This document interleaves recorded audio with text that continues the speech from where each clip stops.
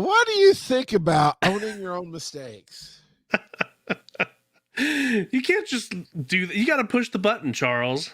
There's no dice to roll. It's the last freaking segment. I didn't say that you had to do that. I said you had to push It's roll that dice. Ready to laugh out loud. Roll all, that. all, Hit them all. Are you happy all now? the buttons. So, Kurt, do you ruminate on your mistakes and let your feelings get in the way? Or how do you feel about, or do you deny mistakes? Do you say, you know what, we don't talk about the past? What do you feel? How do you think about owning your own mistakes? I think that the best way to improve and get past them is to own them. And I will say that I've gone back and forth on mistakes. I try not to have so regrets are a little different than mistakes. So I'm gonna kind of differentiate a little bit. Everybody makes mistakes. The only time I have problems is when mistakes are repeated. So, I'm not good at it necessarily, but I try not to make the same mistakes over and over again. When I do, that's when I have the biggest amount of regret. If I simply make a mistake, I'm getting better at just letting it go and moving forward. So, What about you, Joe? I don't make mistakes. I'm perfect. That's my line. What are you talking about? I Ooh, that's a knew mistake. that was going to be your line, so I had to steal it first. It actually No. wasn't going to be, but it should be. Everybody knows. If anybody on this show is going to say that, it's not Joe. No, I'm pretty good about owning up to my mistakes. At least I think I am, especially at work.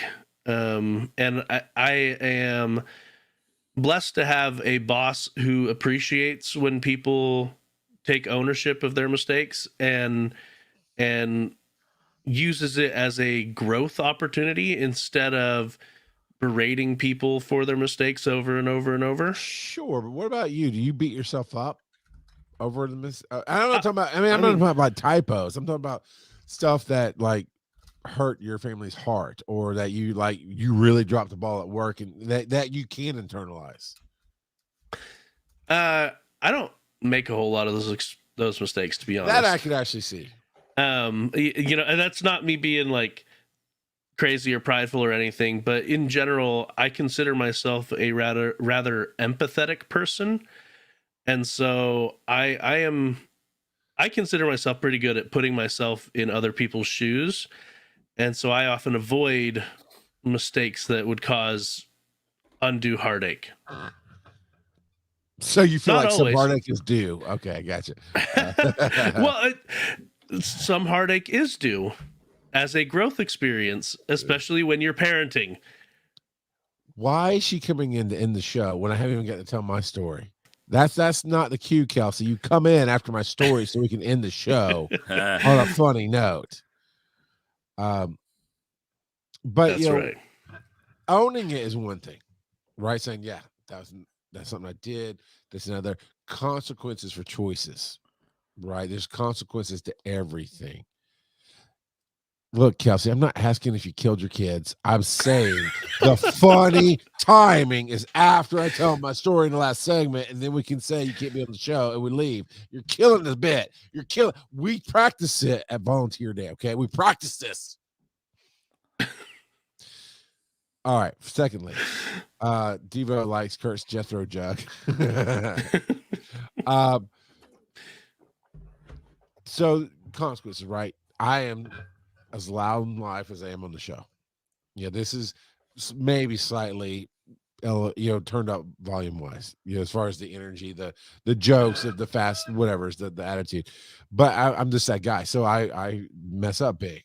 And what I've learned, and what I'm having to coach all my staff on, is I'm getting really hard at work. I'm really getting tough. I feel like it's mean, and I have certain people around me. I said, look, you need to tell me when I'm actually going too far and being mean, because that's where I got to find that line, because I've been too nice and we've gotten complacent, and things they're not going bad, but they're not the best. They're not where I want them to be. And so I'm hitting hard and I'm saying things and I'm like, I just don't care anymore. And I do care. But I'm like, I've done the nice thing. But there's there's things that I've said, there's things I've done that will hurt feelings. And you said that, Joe. Sometimes it's growing can hurt. We can be upset. But how do we get people past the internalizing of the guilt and the I'm a failure? And there was there were some things that's happened over the last 4 weeks that should have been done faster. And now we're at this tipping point that we may not open the space that we're trying to do, and it will be a failure and it'll be painful. But my closest manager in that aspect was talking about, I taken on me and said, no, stop. We're not taking anything on anybody right now. We can't go back and change the past, but we can identify this is what we should have done then. This is what we should have done then. This is what we should have done. So now we know what we're going to do now. And I found trying to remove that guilt, trying to remove that pain, trying to move that negativity from it to still go, there might be consequences. This still might hurt. We still might fail at this attempt that we're making because of the choices we made. And it will still suck. And we can lick our wounds for a minute and be sad, but we have to move on. That was my kind of inspiration for that. I was that guy that would own mistakes and not care. It's like, yeah, you're right. I did that. I'm sorry, but you know what? Suck it up, buttercup, move on. Life's life. We can't dwell on the past.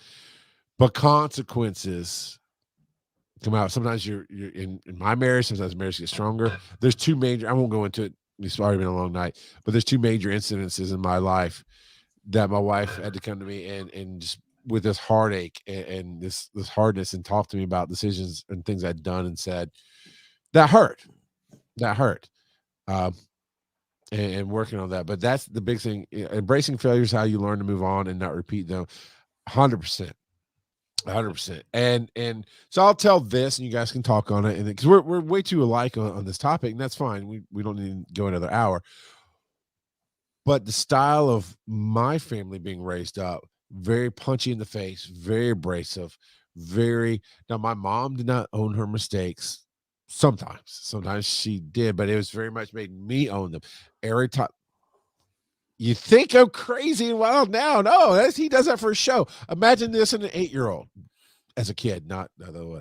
As a kid, I was wild and uncontrolled, and my parents didn't know what to do. I got spankings a lot. My daddy was Southern Baptist. We got spanked when we were wrong, but my mom made us admit what we did, talk about what we did to get that spanking. That's how I was raised. My wife was raised. We don't talk about Bruno. This is how she was raised. It's like, stuff happens. We act like nothing ever happened. We look the other way. We smile at each other's face. And then when you're out of the room, like, I can't believe that they did this a year ago. And I was like, no, that's a cancer. And so coming from those two different backgrounds, we've bashed. So with that being in mind, you're both married. You've both had experiences with other kinds of how do we own problems. Have you dealt with that where somebody you worked with, somebody you married, somebody you live with, whatever it is, that they were raised in a total opposite? Because obviously you two are very healthily based, emotionally mature people in this aspect of going, no, we got to own our mistakes. We got to be careful. We got to walk in other people's shoes, all that stuff. Have you dealt with somebody who was the opposite, but you had to work closely with them?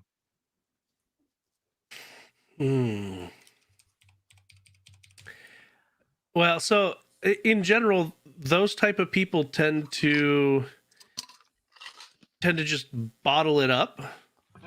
And at least in my experience, they tend to bottle it up and then something will set them off and they will just explode about something completely unrelated to what's actually frustrating them. And so getting to the core of the issue can be very hard because oftentimes they don't even recognize why they're frustrated at that point because it's been so long and they've just been holding on to that frustration. And I think as men and husbands and fathers, we do that a lot, whether we realize it or not. And in my industry of emergency medicine, it is one more layer of we don't talk about Bruno. We, I want to keep work separate because I saw some really dark and hard things. I don't even know how I'm feeling about it. Therefore, I don't want to take all this and have my wife feel the same way or my kids feel the same way. Or we have to be strong. And women are too. I'm speaking from a father's standpoint. I'm speaking from what I see traditionally in American society is as men, we bottle it up. We don't talk about it. We have to be the fighter. We have to be the strong one. And I'm telling you, what I've learned is that's so backwards. Only in admitting what you're dealing with, only in talking through the emotions, only in figuring out the mistakes or whatever it is that you're in this spot for that you can't talk about, are you strong? The strength is in the talking and the sharing. It is not in the hiding and bottling it up. Because what you said is true, Joe. You won't know why you're frustrated. And that light flipped for me one day when I was going to my parents' house and they called me right before something in Oakland and Crosby were younger. It's only set of kids we had at the time. And I got the phone and then they did something little. I mean, I'm talking about younger. They were 2 and 3 or 3 and 4. I mean, little. And they did something and I lost it. And I fully raged out. And then we still went to my parents' house. And we came back and I'm raging the whole way home. And for day, and that's when I realized, and it's a blur, so it's possible my wife also said something to me, but I realized I'm angry and I don't know why. But the trigger was I dealt with my family. So obviously it was a lot I wasn't dealing with there. But you're right, Joe. So as we wrap it out, what's some advice you would give to anybody in any walk of life about how to deal with I brought up as owning your mistakes because that seems to be a trigger for people, but that whole when you're in that, how do you share your emotions? How do you talk to somebody? How do you get out of your own head? Because I was there, I was like, okay, I'm ready to talk to somebody. I don't even know how. I don't know how to get out of my own head of where I've got to be strong. I've got to provide for my family. I've got to protect them. I cannot share all this darkness I'm carrying. What's your advice to somebody like that?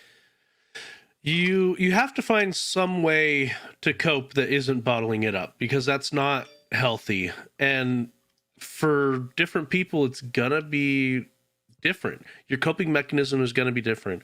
For some people, it's gonna be a confidant. For other people, it's gonna be going to see a therapist. For other people, it's gonna be channeling that energy into something unrelated and yet productive. And then there's people who go destructive routes, and that's not healthy. So you got to find something constructive that you can do with that. And that's not the easiest thing to do. Kurt? Yeah, so because we're touching on a couple of different things here. So I'll just stick to kind of like the personal end of things.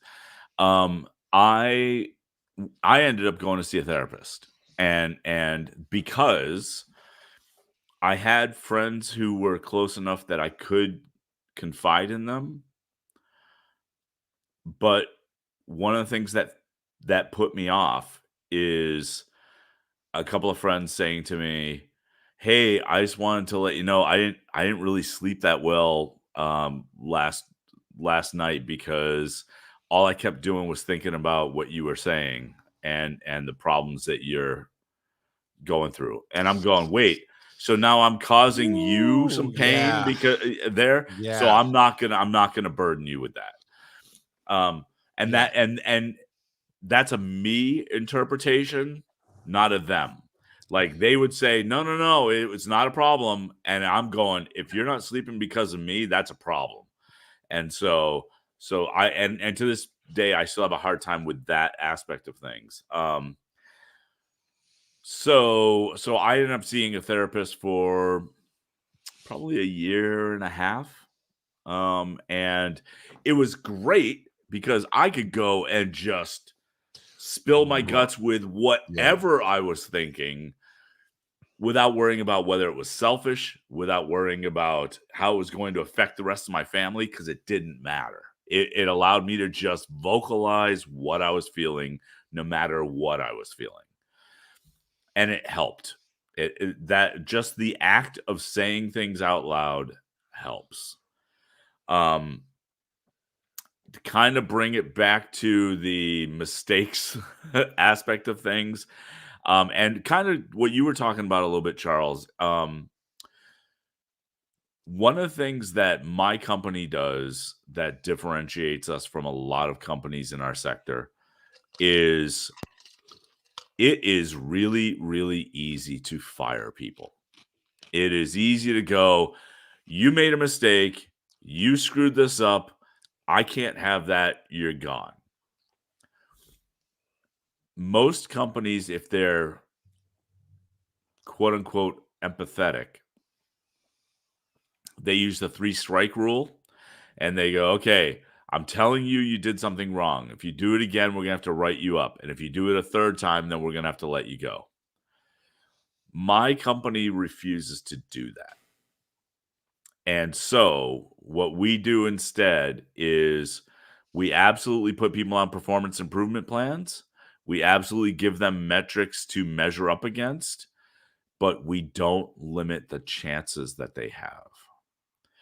And so what happens for us is that provides the company with two major things. One, loyalty, because the employee now is no longer afraid.